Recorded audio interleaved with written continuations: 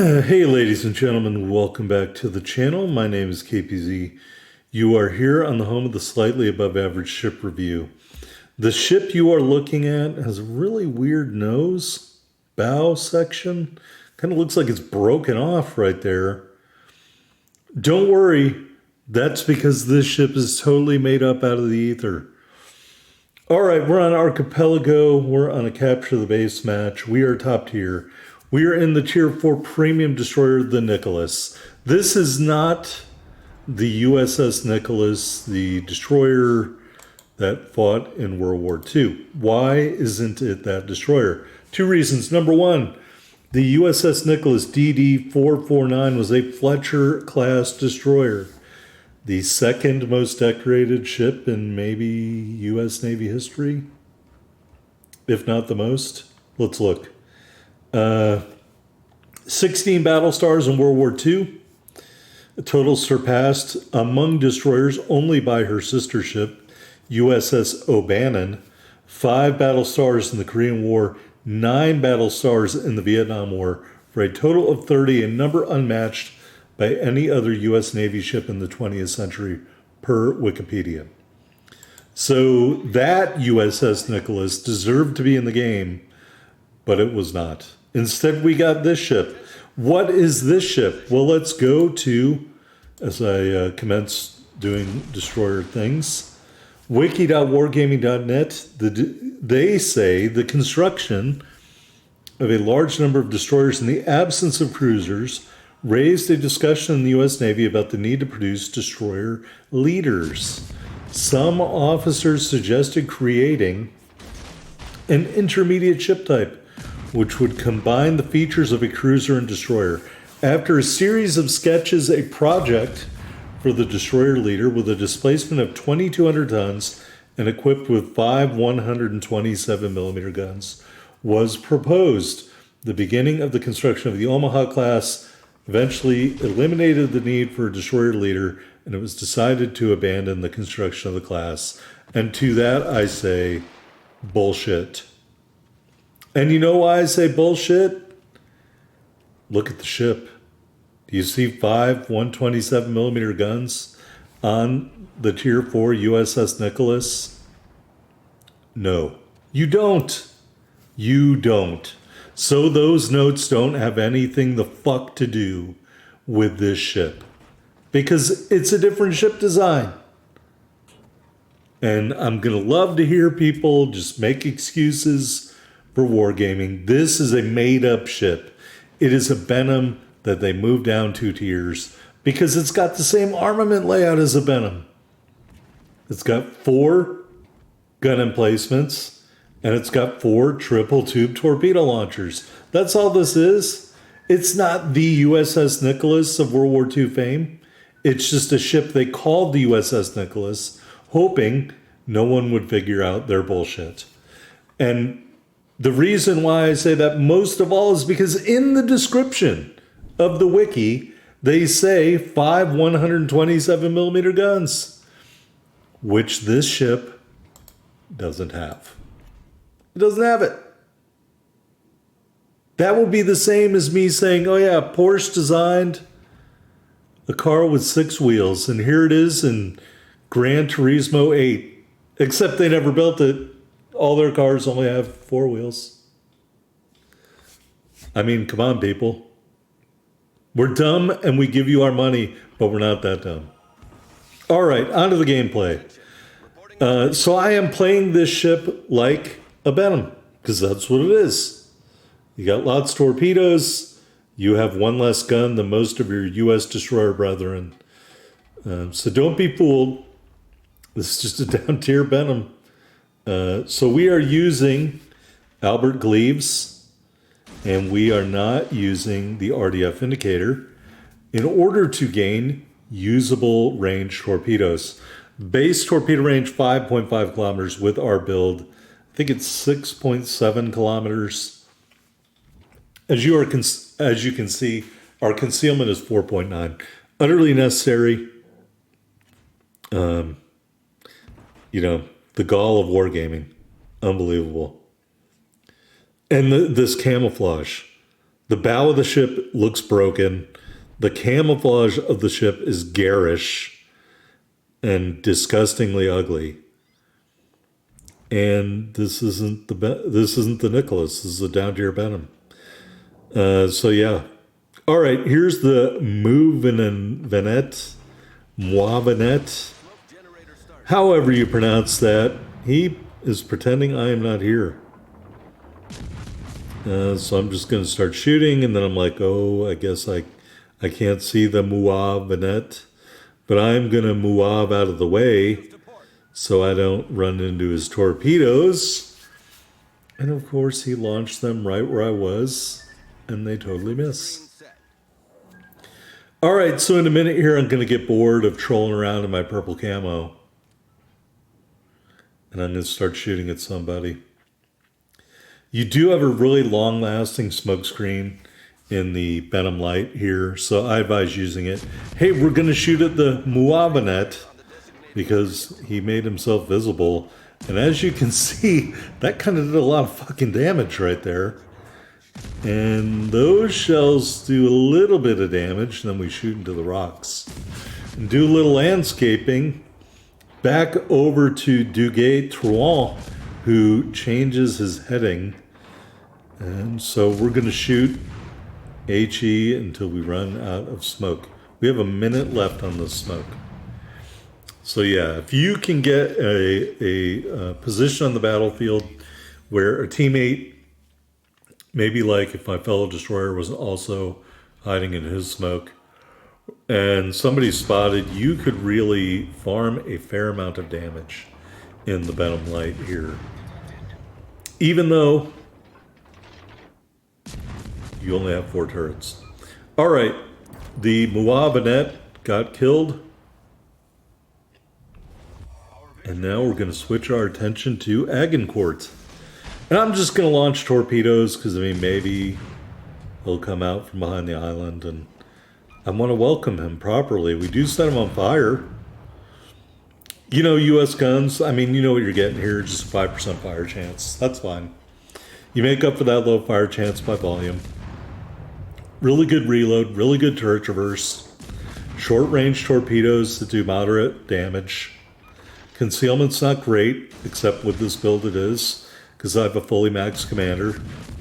And you've got DFAA, which I was going to bitch and complain and say it got nerfed.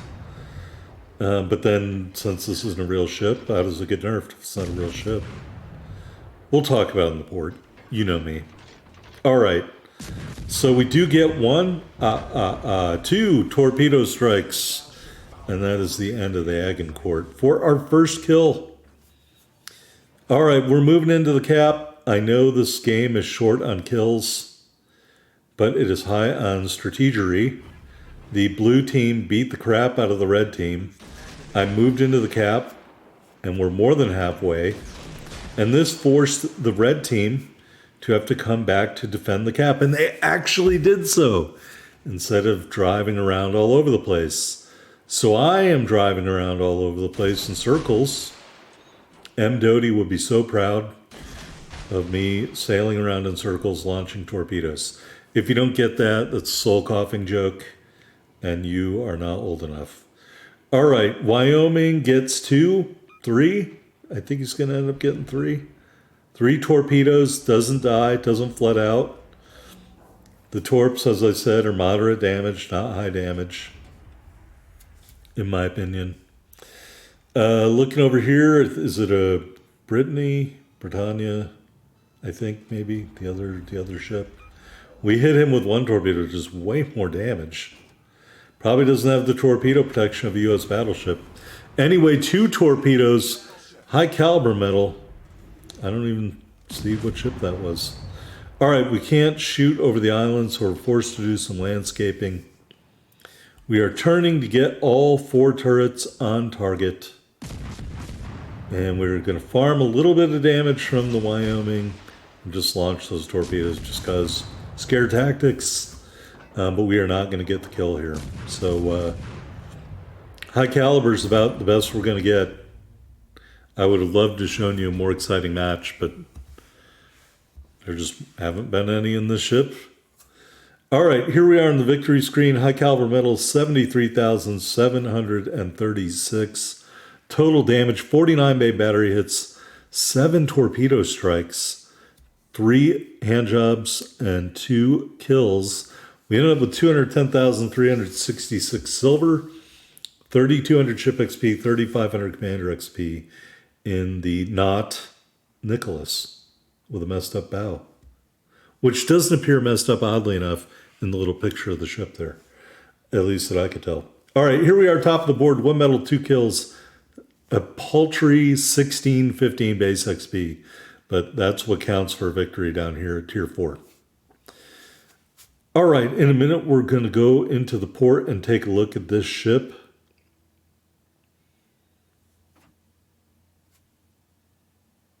Yeah, bow looks totally normal in that picture. Maybe it's an optical illusion. All right, we're using preset 3 on Albert Gleaves. Base trait from afar is a boost to torpedo range. We've got Eric Bay, a brief message from Wargaming here. Thank you so much, WeeGee. And Deng Shichang is our inspirations.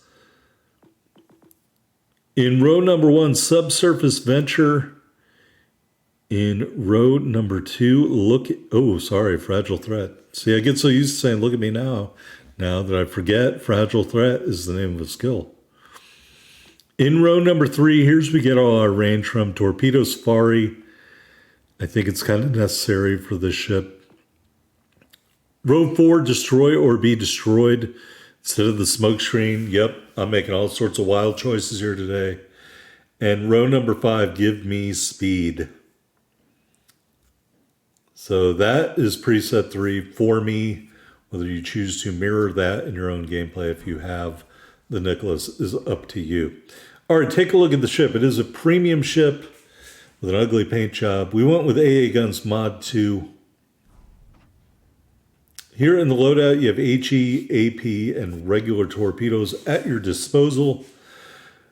Unlimited charge to the damage control party, 2 charges of the smoke generator, 4 charges of the speed boost with our build, and 3 charges of defensive AA fire. We've got the rare battle booster for movement speed and cooldown time, the super ugly purple threat camouflage. And I know what you're thinking. Yes, I have US camouflage right there. I could put it on the ship. I just think that camouflage is really ugly too. So, no, that's not going on my boat. I just don't see any other camos that I want to put on this thing. So it's going to remain with the purple for now. U.S. Navy 250 flag. Cool looking flag, so we put it on the ship. All right, take a look at the specs. 11,790 hit points with our build down from 13,100. 17% fire resistance. You've got 2 guns that are Mark 21 Mod 1s and 2 guns that are Mark 21 Mod 0. Odd. Main battery range, 9.2 kilometers, down from 9.9. Reload, 4.4 seconds, up from 4 seconds. I'm developing a sore throat. Shell grouping, 1.98 grouping value, down from 2.2. Max dispersion, slightly improved. Other dispersion, worse. I don't know. I don't know what to say. All right, HE shells 1,800 max damage, 5% fire chances. We talked about they pen 21 millimeters of armor. AP shells 2,100 max damage. They pen 218 millimeters of armor at point blank range and 60 millimeters, up from 55 millimeters at max range. And the arming threshold is 21 millimeters. Torpedo launchers. Yep, 4 triple tube launchers. They shoot out to 6.7 kilometers with our build. They travel 60 knots with our build. That's up from 54. Reload time is 58.1 seconds, down from 66 seconds. Max damage 11,232, up from 10,905. Detectability is 1,100 meters. Arming distance slightly increased. AA defense. Your main battery is dual purpose and does count as AA. You don't have any Bofors guns, so I'm going to say this is probably a pretty legitimate AA rating. Your best AA is the 12.7 millimeter Browning Madus, 76 damage per second, but a range of just 1.4 kilometers. How anemic. Maneuverability, 40.7 knots with our build. That is an increase over the base value. 600 meter turning circle, 2.7 second rudder shift time. Concealment, 4.9 on the surface, 2.6 from the air, 2.3 when firing in smoke. So that's the build I put on Nicholas. Your mileage may vary. We played 12 matches, utterly inspiring matches.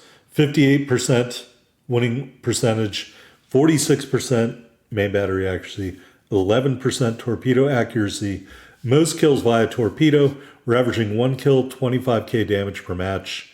The last match you just saw may have been our best match in everything except max XP. Again, I just found it difficult to find the right groove with the not Nicholas. Boy, that bow looks so fucked up. All right, there it is. Let me know what you think about the ship, or my terrible gameplay, or the video, or my bitching about wargaming in the comments below. I'll see you next time.